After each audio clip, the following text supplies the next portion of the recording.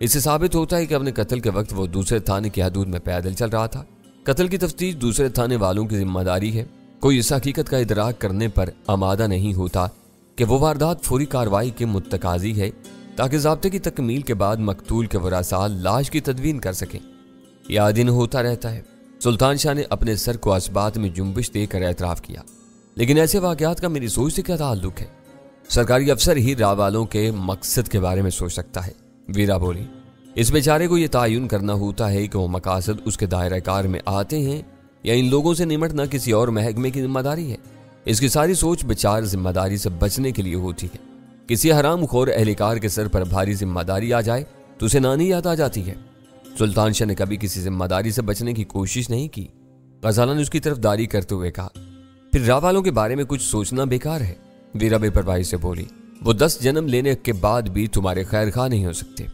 इनके रहनुमाओं ने यह बात इनके दिल और दिमाग में बिठा दी है कि इनके मुल्क के टुकड़े करके पाकिस्तान बनाया गया था। इस पर राज करना हिंदुओं का पैदाइशी हक है। तुम्हारे लिए इनकी सोच अच्छी नहीं हो सकती। वो जब भी यहाँ आते हैं बुरी नीयत और इरादे से आते हैं। इनके बारे में कुछ सोचना समझना बेकार है। वो यहाँ आए हैं, तुमको बेधड़क पेशकदमी करके इनका सर कुचल देना चाहिए। इस समत में कोशिश हो रही है। इस वक्त सुल्तान शाह और वीरा के दरमियान मुफाहमाना अंदाज में मुज़ाकरात चल रहे थे, इसलिए मैंने दखल अंदाजी की कोई ज़रूरत महसूस नहीं की। वो अपनी बात जारी रखते हुए कह रहा था, इन्हें सफाई हस्ती से मिटा देने के बाद भी हमको ये मालूम होना चाहिए कि वो यहाँ किस मिशन पर आए हैं। वेरी गुड, तुम्हारी इस बात से मुझे पूरा इत्तिफाक है और मुझे खुशी है कि एक तवील अरसे की बाहिमी महाजराई के बाद आज तुम दोनों दोस्ताना अंदाज में बातें कर रहे हो। गजाला ने मेरे दिल की बात को अल्फाज का जामा पहनाया। यही मुझसे लड़ता रहता है, मैं इसकी हर दुरुस्त बात को तस्लीम कर लेती हूँ। वीरा बोली, बिला वजह मुझे इल्ज़ाम मत दो। सुल्तान शाह की आवाज़ यकायक तेज़ होगी। हमेशा पहल तुम्हारी तरफ से होती है, हर वक्त किसी न किसी से भिड़ जाने पर तुली रहती हो। क्या मेरा दिमाग खराब है जो मैं बिला वजह हर एक से लड़ने पर आमादा रहती हूँ? वीरा जानहाना अंदाज में गुराई। मैं क्या कह सकता हूँ? मुआयने के बाद दिमागी अमराज का कोई माहिर ही इस बात की तस्दीक कर सकता है। सुल्तान शाह ने मासूमाना बेबसी से कहा। वीरा के चेहरे का रंग मुतगय्यर हो गया। सुल्तान शाह के चिराग पा कर देने वाले जवाब ने उसे मुश्तइल कर दिया था। इन दोनों की मुफाहमत को गजाला की नजर लग गई थी। इसके चंद तारीफी कलमात ने इन दोनों के दरमियान मुफ्त के झगड़े की फिजा पैदा कर दी थी। इससे पहले कि फिजा नागवार होती, मैंने जल्दी से कहा, इनके मकसद के बारे में एक इशारा मिल चुका है। तुम बात मत टालो। वीरा ने खुश्क लहजे में मुझसे कहा, इसे ये पूछो कि इसने ये बात कैसे कही, मैं इसका दिमाग दुरुस्त कर दूंगी। क्यों, मैंने क्या कह दिया? मेरी कुछ पूछने से पहले सुल्तान शाह ने सादगी से सवाल किया, डॉक्टर किस बात की तस्दीक करेगा? क्या कहा है तुमने? वीरा ने आंखें निकाल कर पूछा। मैंने तो कुछ भी नहीं कहा, तुम्हारे शुबहे की बात थी। तुम्हें यकीन है कि वो तस्दीक ही करेगा, तरदीद नहीं कर सकता?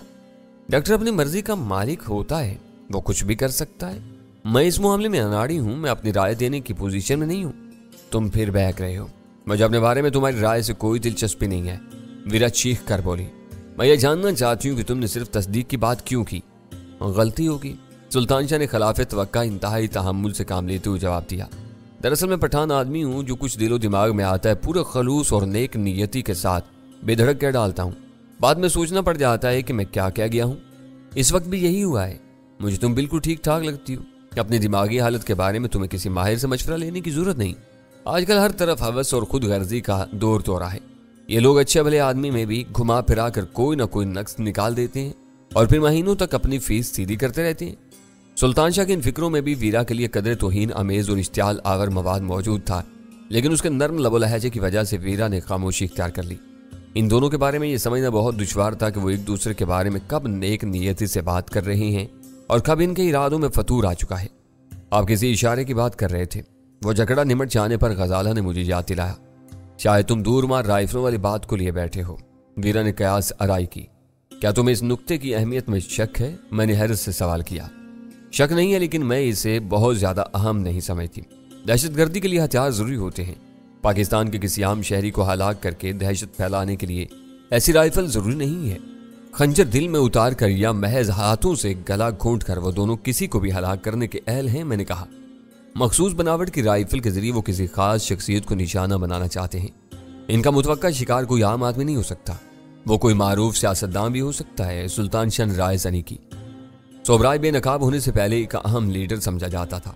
ऐसे लोग जिंदगी के हर शोबे के लोगों से मेल जोल रखते हैं, अगर वो अपने मुआशरे से गद्दारी पर तुल जाएं तो इनके लिए हर किस्म की मालूमात का हसूल बहुत आसान साबित होता है। मैंने कहा, तुम क्या नतीजा अखज़ करना चाहते हो? वीरा ने उलझे उलझे अंदाज में सवाल किया। साफ जाहिर है कि सोबराज की सूरत में भारत वाले यहाँ अपना अहम तरीन मोहरा खो बैठे हैं। सुल्तान शाह ने उसकी बात का जवाब दिया। ये पुरानी बात हो चुकी, कोई नई बात बताओ। वीरा बेरुखी से बोली। वो गाफिल नहीं है, पूरी सूरत हाल का गहरी नजरों से जायजा ले रही होंगी। इस बार मैंने वीरा की बात का जवाब दिया। ऐसा मकाम एक दो रोज में नहीं मिल जाता। सोबराज कई अशरों की मेहनत के बाद यहाँ तक पहुंचा था। इसका मुतबादल तलाश करने के लिए यहाँ कोई बहरान पैदा होना जरूरी है। बहरानी हालात में हर शख्स अपनी वफादारियां बदलने पर कमर बस्ता रहता है। वो सही वक्त पर किसी सही आदमी को दाना डालने में कामयाब हो गए तो इनके सारे दिल दर्द दूर हो जाएंगे। क्या तुम्हारा ख्याल है कि राह के वो दो एजेंट जो आज चूहों की तरह छुपते फिर रहे हैं यहाँ किसी किस्म का बहरान पैदा करने में कामयाब हो जाएंगे? वीरा ने बेयकीनी से सवाल किया। मुझे इनके यही अज़ाइम नजर आते हैं, आगे कुछ भी हो सकता है। मुझे भी कुछ बताओ, तुमने इतना अहम नतीजा कैसे अखज़ कर लिया? आजकल सियासी फिजा बहुत गर्म है। जब तक सोबराज आज़ाद है इस माहौल में एतदाल आने की उम्मीद नहीं है। मैंने सिगरेट सुलगा कर जवाब दिया। सोबराज के हामी दुबके हुए हैं, उसके मुखालिफिन रोज बयान दाग रहे हैं। एजेंसियों की कारकर्दगी को तनकीद का निशाना बनाया जा रहा है। मुखालिफ उसे फांसी पर लटकाने का मुतालबा कर रहे हैं। इस पस मंजर में अगर सोबराज का कोई सरकर्दा मुखालिफ अचानक मार दिया जाता है तो तुम खुद अंदाजा लगा सकती हो कि क्या होगा। ये बात दूसरों को समझानी चाहिए ताकि वो हिफाजती इंतजाम सख्त कर सकें। वीरा पुरतशवीश लहजा में बोली। इंतजामी कोशिशों से ऐसे हादसे को टाला जा सकता है। मैं इस मौजू पर बात करूंगा, लेकिन मुतअद्दिद शख्सियात के लिए हिफाजती बंदोबस्त करना मुमकिन नहीं होगा। पुलिस वाले पहले ही नफरी की कमी का रोना रोते रहते हैं। वो एक वक्त में किस किस को गार्ड्स मुहैया करेंगे?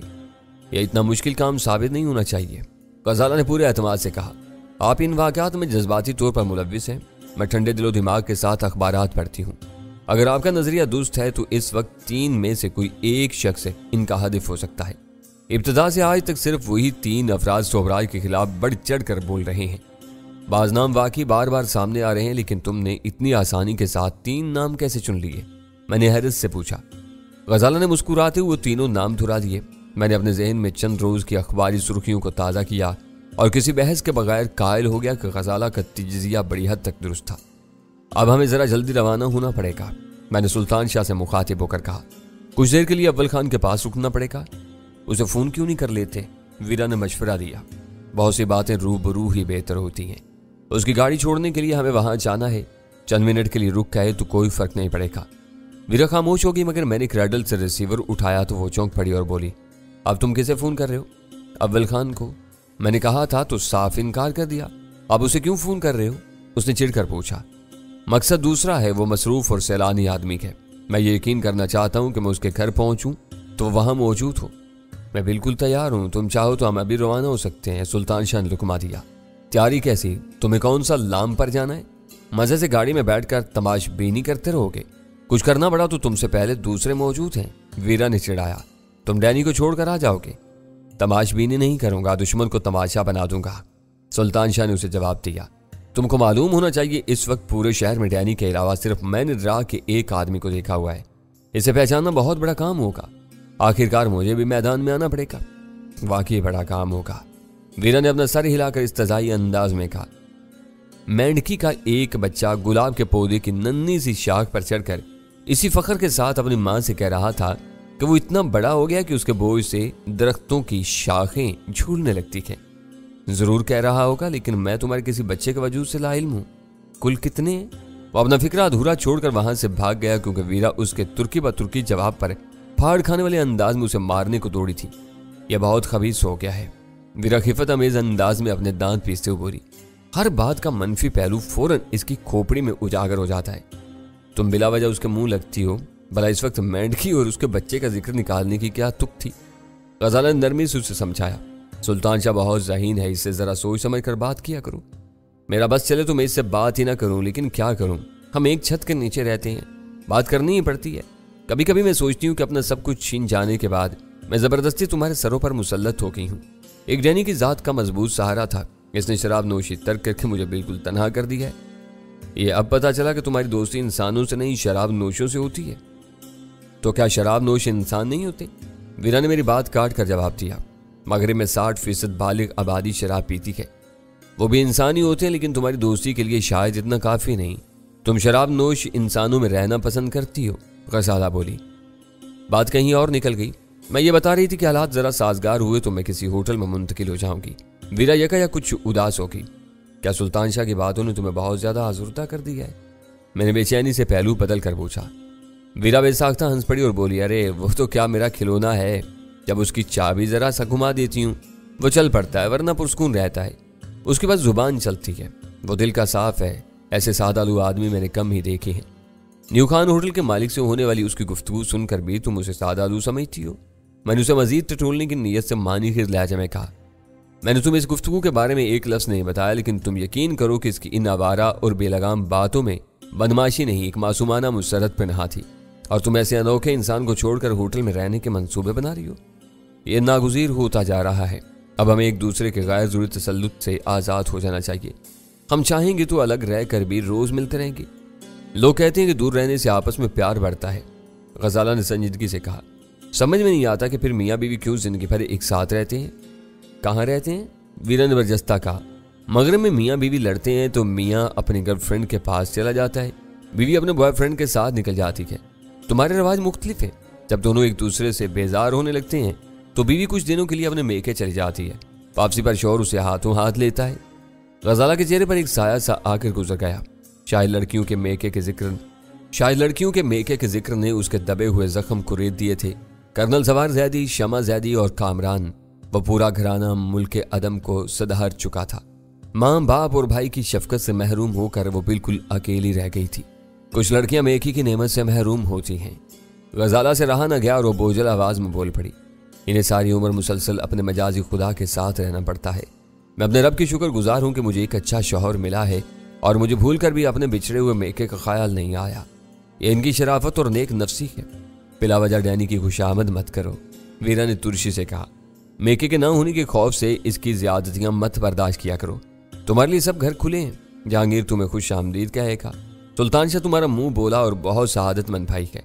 मैं होटल में चली गई तो बड़ी बहन की तरह तुम्हें अपने पास रहने के लिए बुला लिया करूंगी। तुमको डैनी से बिला वजह दबने या डरने की कोई जरूरत नहीं।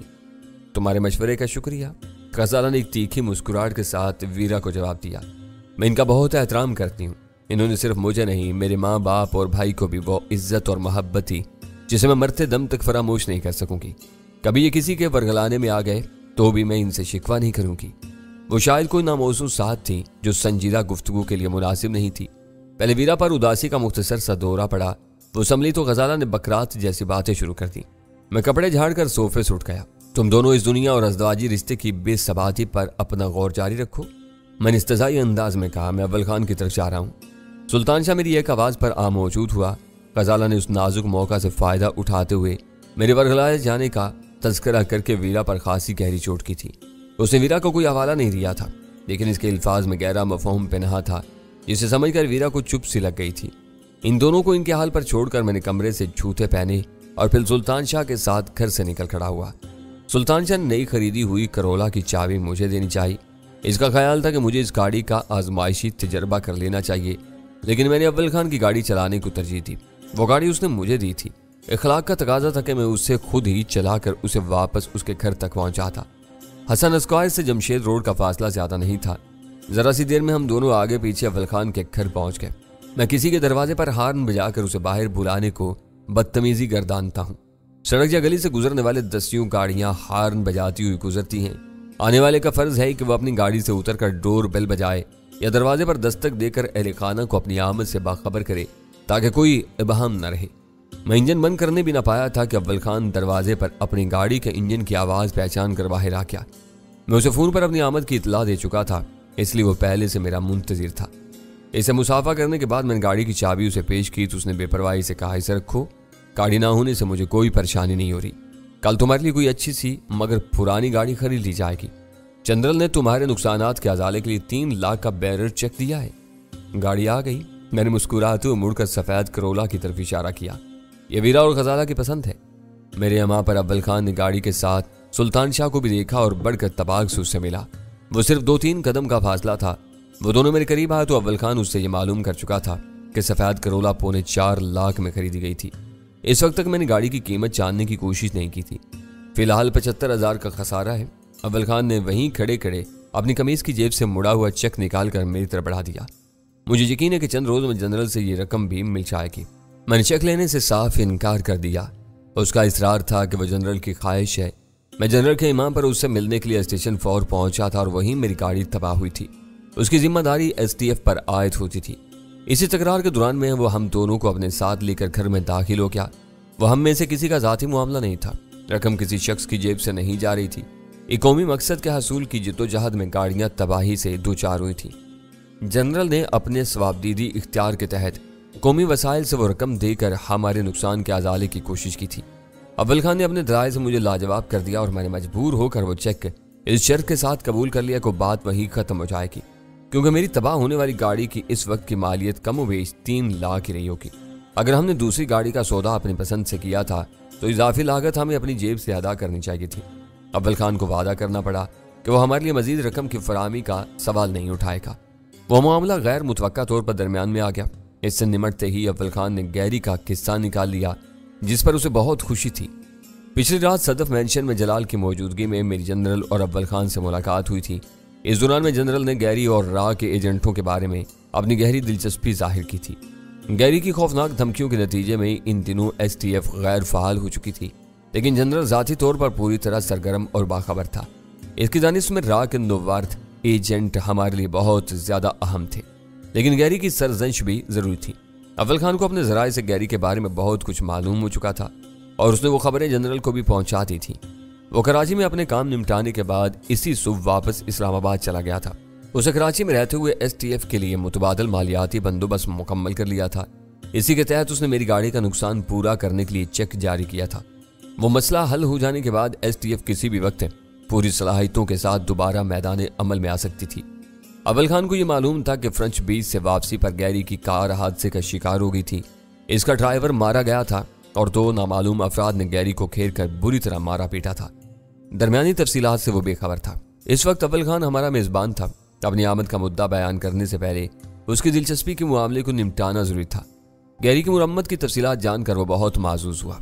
इसे ये जानकर बहुत खुशी हुई कि मेरे हाथों से पिटने के बाद उसने अपनी दुर्गत बनने की कहानी खास मुबालगे के साथ मुझे सुनाई थी और वो मजनू हालत में पाकिस्तान से बाहर ले जाया जा रहा था। अव्वल खान के लिए वो सब इतना सनसनीखेज था कि वो देर तक इस बारे में कुरेद कर सवालात करता रहा। अंदरूनी दरवाजे पर होने वाली हल्की सी दस्तक पर वो सिलसिला मुनक़ता हुआ। अव्वल खान की तालीम याफ्ता बीवी अपनी इलाकाई रवायात के मुताबिक एक पर्दा नशीं खातून थी। वो अंदर से चाय और इसका लवाजम की ट्रे लेकर आया तो मैंने अपनी बात छेड़ दी। सबसे पहले उसे यह बताना जरूरी था कि सोबराज ने रा के एजेंटों को आर्जी तौर पर क्लिफ्टन वाले मजार पर पनाह देने का मशवरा दिया था और हम दोनों जलाल की टीम के साथ शामिल होकर इनकी तलाश में जाने वाले थे। यह 100% इसी का केस है। अव्वल खान ने वो खबर सुनकर पुरजोश अंदाज में कहा। इसके पास जराए की कमी नहीं है। वो दोनों इन अतराफ में मौजूद हुए तो बच नहीं सकेंगे।